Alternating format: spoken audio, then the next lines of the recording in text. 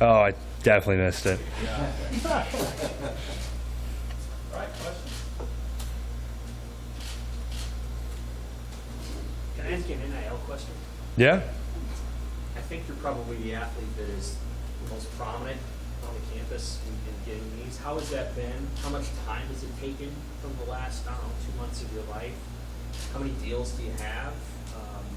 What do you think of all this? Yeah, well, for starters, I think it's an incredible opportunity, and I'm very thankful that I happen to be playing college football, happen to be in collegiate sports at this time. So, awesome opportunity, and then to be here and try and take advantage of those opportunities.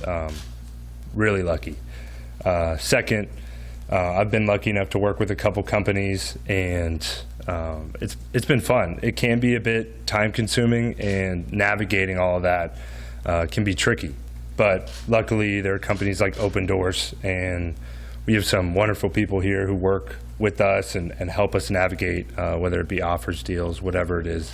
But yeah, outside of that, it's been something fun for now, but when season comes around, it's like you have to put your priorities in order, and making sure that myself and the rest of the guys have that situated is a critical piece right now.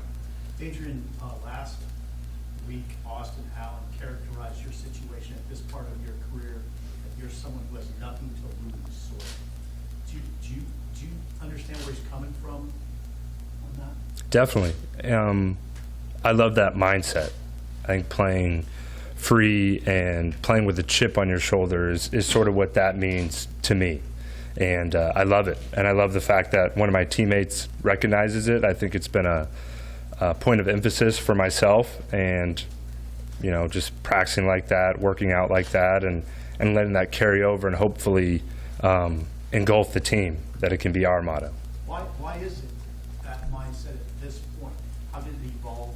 How did it evolve to that? Yeah, well, for me personally, it's been a heck of a journey, and everything that I've been through on the football field, off of it, has led me to this point right here, and I truly do believe I have nothing left to lose, and just to enjoy it and play at the very highest level I can, and doing everything I can to reach that level.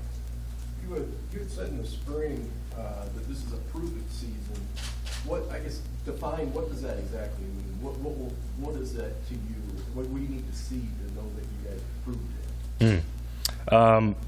For me, I think it's prove it to myself, prove it to my teammates that I can be every bit of the player that I aspired to be when I first got here. And it's playing at a higher level, playing more efficient, no turnovers. And those key areas for me, I think, are key areas for our unit and for our team as well. Gritty in the details, and honestly, we've left a lot out on the table. And I think this year we have an opportunity to kind of gain that back, and that's what prove it means to me. Adrian, do you go into this season thinking that this is it? No, I haven't made my mind up in regard to that at all. There's a lot still to be decided, so we'll see how it plays out. And again, another awesome thing for me is that I get another year because of COVID. So to have that opportunity is a blessing in itself. How did the workouts with the receivers go? What did you stress in those workouts with those guys? Details, and really getting on the same page. I think showing up and putting in the work is half the battle. So great turnout. Make sure you show up and are focused on, all right, my route, depth, the timing, and nailing all those things and solidifying that. And I feel like we definitely did that this offseason. There's obviously still work to be done. Speaking of the details, you mentioned earlier in the spring making tweaks to your mechanics. Can you elaborate on what sort of tweaks you've made and how do you think they'll help you? Yeah, repetition, and I feel like I had a fairly accurate season last year throwing the ball, but continuing to improve on that decision making and making sure that accuracy carries over into longer passes. I think back in 2018, there was a point where you said, they need me to carry the ball 40 times. I'll do whatever it takes to win. You've seen what a physical toll a season takes 3 times now. Do you think about your role in the run game any differently at this point in your career, or about managing your body over the course of the season in that specific regard? Yeah, I would say I look at it a little differently, but that mindset hasn't changed. If that's what it takes to win the game, if that's what it takes to beat Illinois week 1, let's do it. Let's do it. But I know we have a pretty talented running back room, and I feel confident that we'll be able to evenly distribute the carries. How much of your confidence stems from your physical condition right now? And how different is it than it has been? Yeah, well, I think it's kind of all-encompassing in that the work that I've put in, and part of that has been getting leaner, slimming down a little bit to get faster, feel a little bit more confident, and that definitely plays a part. But there's also another side, and that's the people around me. I feel really good about the skill guys, our offensive line, where our coaches at are right now as a unit, really confident. I don't think we asked you this in the spring, but was there a moment where you were, am I going to come back to Nebraska, or am I going to explore something else? Did that happen in the winter or January, or was there never any question? There wasn't a question, but I did have a lot to think over after that season. It was full of ups and downs, obviously, being demoted, coming back, lost more games than we won. So there was a lot to mull over. But once I had been done considering all those different options, I think that's what any person does in business, is weigh the options. I was very happy to have that opportunity to come back. Then there was also obviously a moment where you're like, I have to change some things about what I do. And that was, you decided to drop weight, which I don't know if that was very hard for you, but you decided to do that.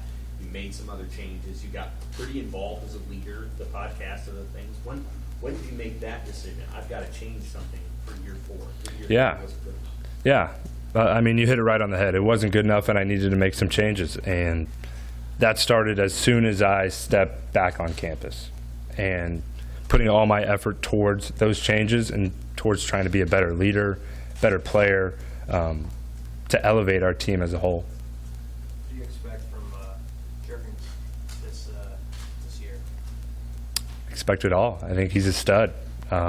He's been working really hard, and I think we're prepared to see him take a leap as a player.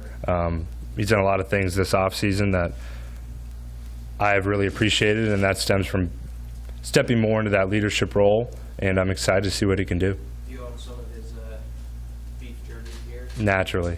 Yeah, I was one of the first, and he didn't give it to me for free, so, I think free advertising something, but I make sure to give him a hard time. Adrian, it seems like your teammates from the comments in Indianapolis that they're putting an awful lot into this opener against Illinois, which may be natural since it's a division opponent. I guess how do you view that as far as how that sets up your guys' season? Well, I think it's a huge game, and it's the most important game of the season because it's our first game.